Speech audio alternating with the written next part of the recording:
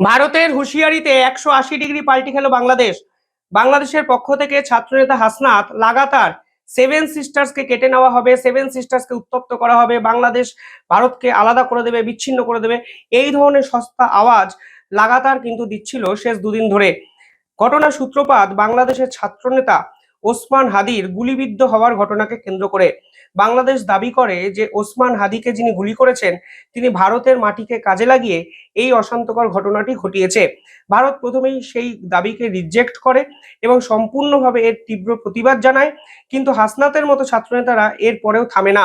ভারত কিন্তু পাল্টা বাংলাদেশের হাই কমিশনারকে তলব করে এবং বাংলাদেশের হাই কমিশনারকে ডেকে পরিষ্কারভাবে এর জাস্টিফিকেশন চাওয়া হয়, যার উত্তর বাংলাদেশ সরকারের কাছে কিন্তু ছিল না। উল্টে বাংলাদেশের ছাত্রনেতারা ভারতের হাই কমিশনার তাকে ঘেরাও করার একটা ডাক দেয় এবং হাই কমিশন অফিসকে ভাঙচুর করার দাবিতে রীতিমতো ঘেরাও করতে শুরু করে। সব মিলিয়ে ভারত বাংলাদেশকে স্পষ্ট বুঝিয়ে দেয়, যদি এই ধরনের অরাজকতা বাংলাদেশে চলতে থাকে তাহলে ভারত বাংলাদেশের যে মিশন আছে তা কিন্তু স্থগিত করে দেবে বা বন্ধ করে দেবে। আর এরপরেই বাংলাদেশের পররাষ্ট্র উপদেষ্টা ক্যামেরার সামনে মিউ মিউ গলাতে বলেন, হাসনাত তো সরকারের অংশ নয়, হাসনাত যা বলেছে সরকার সেটাকে সমর্থন করে না, সরকার কখনোই এই ধরনের স্টেটমেন্ট দেয়নি। অর্থাৎ বাংলাদেশের ছাত্র নেতাকে এবার ছুঁড়ে ফেলে দিল মোহাম্মদ ইউনূসের সরকার।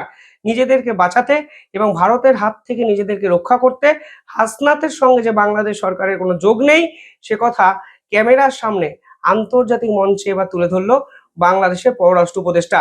তিনি কি বললেন পুরোটা শুনুন, তাহলেই বুঝবেন ভারতের আলটিমেটামে বাংলাদেশের কিভাবে প্লেটই চমকে গেছে। প্রথমেই তো প্রশ্ন হচ্ছে যে হাসনাত কি সরকারের অংশ? সে তো সরকারের অংশ না।